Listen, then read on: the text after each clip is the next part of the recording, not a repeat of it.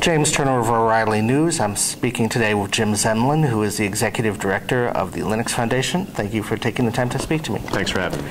So, a lot of people probably have heard about the Linux Foundation, but may not know what it does, and maybe it's kind of the trilateral commission of open source. You know, it's heard of, but no one really understands what it does. Why don't you talk a little bit about what the Linux Foundation is about? We are the Freemasons. We're a grand conspiracy that is behind everything. In fact, it's interesting you mentioned that because in many ways Linux is like that.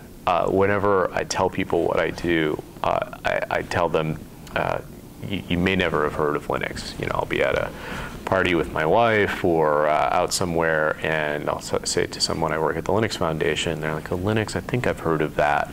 But when you put it in the perspective of just how prolific Linux is, it's easier to understand kind of not only what Linux is, but what we do as an organization. When you record something on your DVR, you're using Linux. When you make a trade on the New York Stock Exchange, you're using Linux. When you listen to music on your digital media system, you're using Linux. When you make a call on a Motorola cell phone, you're using Linux. It's an operating system that is literally everywhere. It's in the Mars rover. It's in embedded systems that control the heating and cooling in your office building. It's literally everywhere, just like the Trilateral Commission. So what we do in that world of this sort of mass development of a computing platform that works across embedded systems, mobile devices, servers, desktops, our organization serves as a place that helps the industry work together to make sure that the development process itself is healthy. We do that by sponsoring the work of Linus Torvalds, who works at the Linux Foundation. We support the kernel community and their development process. We provide a legal defense fund for the platform so that if anyone had a bone to pick with Linux, we would step up to defend users of the Linux platform. We create standards that make Linux more efficient and allow it to build a more cohesive ecosystem. So we build application standards that allow applications written for one version of Linux to work on a different version of Linux. We coordinate the development of various components of the Linux platform, Linux printing components, sort of all the sort of unsung parts of the platform that make it work. We work on a lot of that. So it's not the most glamorous work. It's not the stuff that grabs the spotlight, but it's stuff that really impacts the platform and its growth.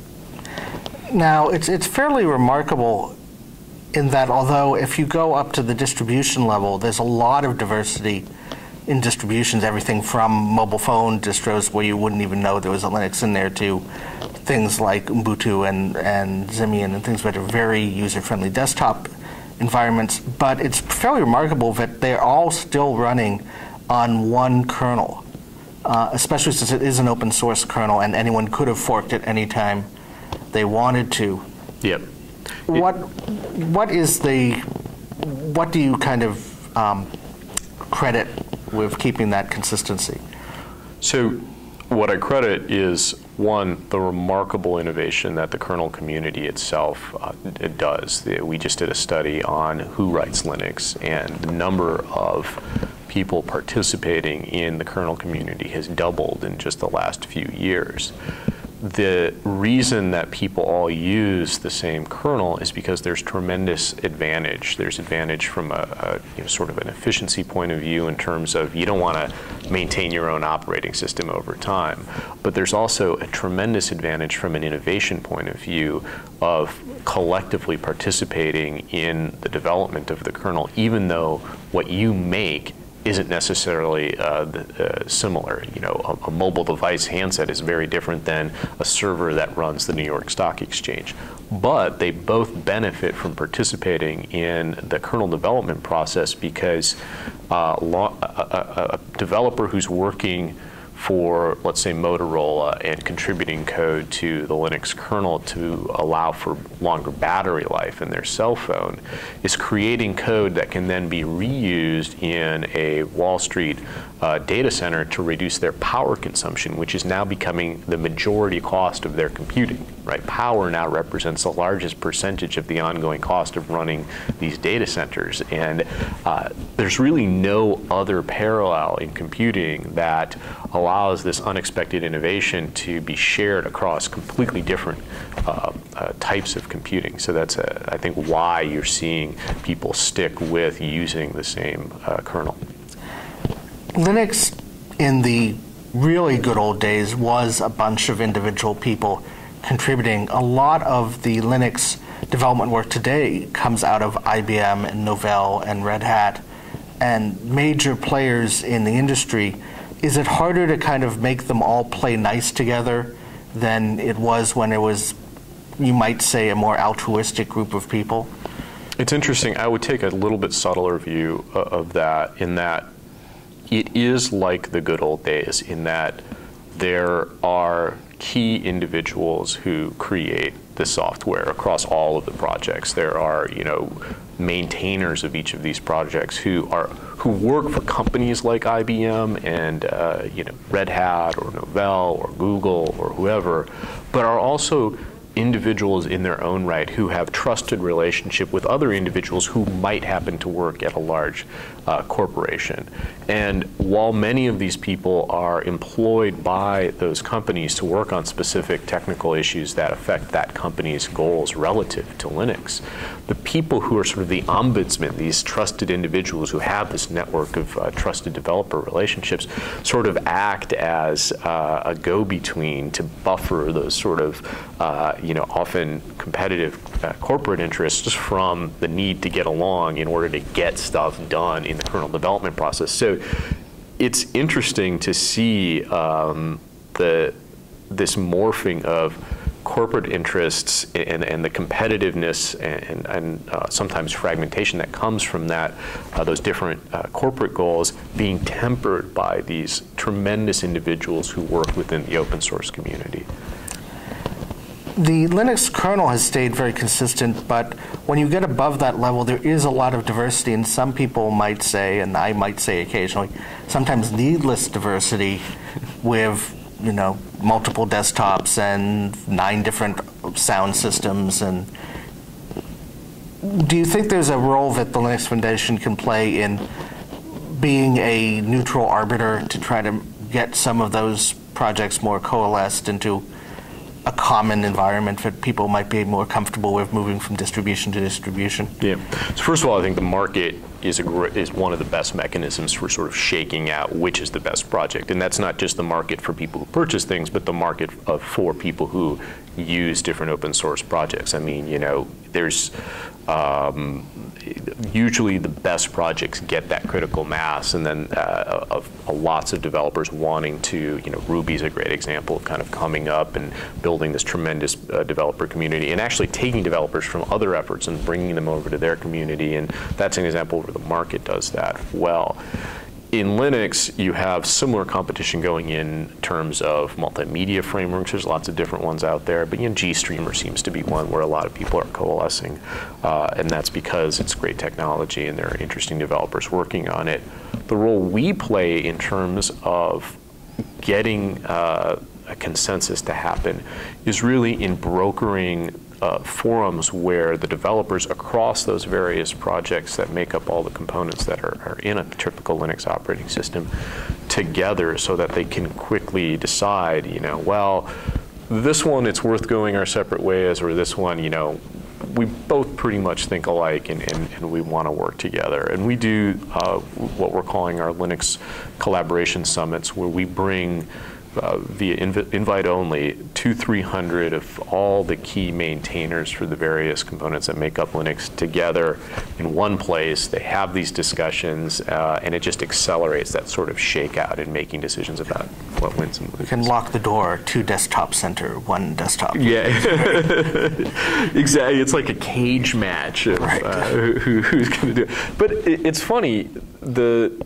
idea for these events and for having this forum came out of the fact that these debates can go on in a mailing list for eons. You've seen these, right? These flame wars that never seem to, everyone's got to get the last it's word. harder to call somebody, like a blankety blank blank, and when you're face to face with them and they react to it. But there's also cloture. There's the idea that at a certain point the debate needs to end. Like, we got to go, right? Whereas an email, it just tends to be this infinitum. So you mentioned a legal defense fund, so I will go there for a second. Sure. The open running SOAR, which is SCO, seems to have resolved for the time being, but there's still lots of FUD and perhaps even real issues out there about the legal standings of Linux as intellectual property. Yeah. Where do you see this ever having an end? I do, and here is where we're going to go. The big issue right now is not any individual suit like the SCO suit. I think that's been put to rest. The issue today is really a matter of education amongst the legal community about how open source licenses work in terms of the legal community in any town USA or any town in the world understanding how to deal with these licenses, how to govern them, and so forth. You just don't have this wide body of understanding that you have in proprietary license legal transactions, and that's pretty much changing. You really see the legal community embracing these, and at a certain point it'll be like, yeah, we do open source licenses, or we do proprietary licenses, potato. Right, but to some extent, aren't we going to need software patents to go away before there's really a zero-risk environment for any software, not just open source? I mean, certainly I'd love to see that. I think that the patent world for software right now is just a train wreck. The fact that so many of these crappy patents have been issued is just a blight on the software industry. Would you rather spend the money on lots of lawsuits, or would you rather spend the money on coding? I think I know what most consumers of technology would want. They'd rather spend it on cool and interesting code. But that's not how the world works today. I think there's a process to go through in reforming the patent system before we get to a world with no patents, and we obviously advocate for that world. Every year has been the year that Linux is going to make it on the desktop for at least the last 4 or 5 years. What is, in your mind, the thing that is most holding it back at this point? So I should just make a prediction from now on that this isn't the year of the desktop, so that I can be right for once, right? This is not the year of the desktop. Nothing's going to happen this year. Let me, instead of making a prediction about the year of the desktop, look at what you fundamentally need to be successful in the desktop computing market, besides an incumbent monopoly, right? Because we obviously don't have that, and Microsoft does, so that's a big thing. But what you need is technology that's functionally either equivalent or better to the main market incumbent and competitors. Linux just kind of got there with Ubuntu. I mean, wouldn't you say that in the last year, Linux has achieved a degree of sort of plug and play, easy install, cool windowing, very easy to interact with desktop functionality for the first time? I'd certainly say that Ubuntu has, for me, become the gold standard of are you as easy to install as, including against Windows. Yeah, and when Ubuntu does well, everybody does well, right? Because it's all open source, and so everybody uses that stuff. And so, the bar, when Ubuntu raises it, everybody raises with it. And so that's done. The second thing you need to be really successful in the desktop is to have good device support, right? You need to, your video cards need to work, your wireless cards need to work, your storage and USB devices need to work well. And Linux has broken through in that area only as of recent history as well. Intel did a terrific job open sourcing their video driver, which is really a big deal for Linux. You see wireless cards now being supported out of the box with Linux, and obviously the USB and all those components work very well. So that's working. Application availability, lots of applications available for the platform. We're short on that, but because most people now are starting to access their computing experience through a web browser, that's becoming a little less significant, right? So, still helping Linux. Right, and in fact, I think there's an interesting thing I'm seeing there where, for example, if I was Sony right now, I would be saying, if I don't make SoundForge available on Linux, Audacity is going to eat my breakfast because it is a multi-platform sound editor, and free versus whatever SoundForge is charging. When you don't have a Linux version, all it does is encourage more development of Audacity. But now, you know, the next component that the Linux desktop needs to be successful is a critical mass within mainstream computing sales channels.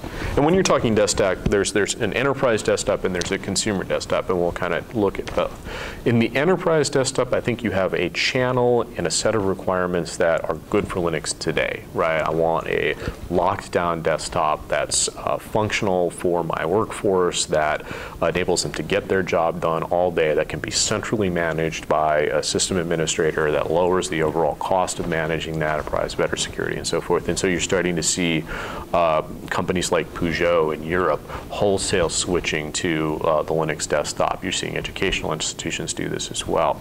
And so there you're seeing glimmers of everything kind of coming together for the Linux desktop. In the consumer world, although I believe the raw components for a killer Linux desktop are there. You know, it works great, it looks cool, the device support is there. You know, applications are now through the browser, so it does, and cross-platform applications, to your point, are really the key to success for app developers here, so the apps are kind of there. The problem right now is that we don't really have the sales channels set up for Linux very well. I mean, like, most PCs are sold through retail stores. I think something like 50–60% of all consumer PCs are sold through retail, of which Best Buy owns, I think, 40% of that channel, 35–40%. And you don't see a lot of Linux desktops in Best Buy. You know, you see Best Buy and the Geek Squad offering services to remove the promoware for pay on Windows, right? Which is just, there's something wrong there. So I'm hoping that Linux has a role to play to sort of clean. I don't know, if they were selling Linux, they'd be losing revenue stream from that service. Herein lies the problem, right? But when a interest to make money directly conflicts with what a consumer wants to experience, which nobody wants to pay to remove the adware from their PC. It's absurd, right? It's like they do it, but they don't. You know, it's just, you know, like, there's room for innovation. There's room for somebody to come in and enter that market with a bigger and a better value proposition. So I'm hopeful that if we can figure out ways, and Ubuntu, again, leading through getting a boxed version of their operating system on the Best Buy shelves just a couple weeks ago, is an example of where there's inroads being made. But Ubuntu is great to be on the box on a shelf in Best Buy, but where they really need to be is in the computer, pre-installed and on a shelf in those type of stores. Right, we're not there yet. It's the same deal as like Firefox. The reason there's so many IE users out there is that you have to do something to get Firefox. Yeah. Same deal with Linux. One of the ironies I find is that there is, in fact, a POSIX-based operating system out there that has significant market share that nobody talks about, which is BSD, because it lives inside of every Mac that's sold these days. And I kind of wonder if Apple didn't get the right idea, and maybe Ubuntu needs to kind of drive in that direction of just make something that doesn't look like Linux, but has the power of Linux under it. I mean, it doesn't have to be Ubuntu that does that. I mean, I think you already see small startups. There's a company called GOS that's creating a very different UI around the core you know, 3D windowing functionality that you get in an Ubuntu or any Linux desktop for that matter. That's a bit very different from the experience that you get on a typical Linux desktop, much more user-friendly. There's a company called Zombu, which is building a cloud-based notebook that has a different type of UI experience from what you would get in a typical mainstream Linux desktop. You know, so there's a company called CherryPal announced a product this morning, which is based is a Debian-based device that really has the entire community experience through a Firefox browser, and they feel that's the UI that is going to work, and all the applications will reside in a cloud.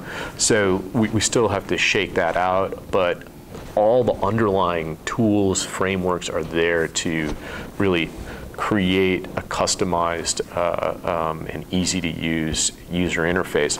The big difference with Linux as opposed to Apple or Windows is, Apple really tries to create a easy-to-use platform that everyone can use. Same with Windows. With Linux, you can take the tools and create a sports enthusiast operating system. You can create an operating system that's tailored to kids. You can create an operating system for women over 50, and still maintain application compatibility across each of those because of some of the work we do around the Linux standard base. But really tailor a computing experience to very tight demographics. I think when you are able to do that at a low cost, work with an Asian manufacturer to build a device for you for $200 per device, combine that with this free software and tailor that to very tight markets, you're going to see lots of cool things coming out. And trust me, I've seen business plans for these. I've seen prototypes of these kind of devices. Get ready in late 2008 and most of 2009 to see lots and lots of these type of new computers coming out. Let's finish up by talking a little bit about mobile, because I know that's a big interest to you, and it seems to be a very hot area for Linux right now. We're seeing a lot of cell manufacturers especially moving to Linux now. What is their big advantage you think Linux brings over something like Symbian in that environment? Well, until 2 weeks ago, I would tell you that the cost is one big advantage, but Symbian just announced that they're open sourcing their platform and going to make it freely available. So that difference has gone away. I think a couple of the big differences for Linux versus Symbian, or even the iPhone operating system, or any other RIM, or any of the other competing mobile operating systems out there, is one, you can take Linux and brand it your own. NEC or Panasonic or LG or Samsung, one of the larger device manufacturers, can create their own branded operating system and not only build their own brand, but keep a lot of that margin that derives from the software experience for themselves. And that's a huge advantage for those device manufacturers that are the primary channel for that mobile computing experience. Linux, obviously, from a cost perspective, keep things low. Linux, from a technical support perspective, because it supports almost every CPU architecture, because it supports almost every off-the-shelf component that you find in a typical mobile phone, is hugely advantageous when you're building these type of devices, and that's what's driving the market, and that's really not replicated in any other platform out there. And then the final thing, which we talked about earlier, is the fact that Linux continues to innovate from unexpected areas of computing that benefit mobile, right? Who would have thought that the need for real-time functionality on Wall Street would translate into better real-time capabilities for a Linux mobile operating system? But the reality is that type of cross-pollination of innovation happens in Linux, and that's definitely not happening on any other mobile platform. Well, Jim Zemlin, who is the Executive Director of the Linux Foundation, thank you very much for talking to us. Thank you. And we look forward to many great things from Linux Foundation. Thanks.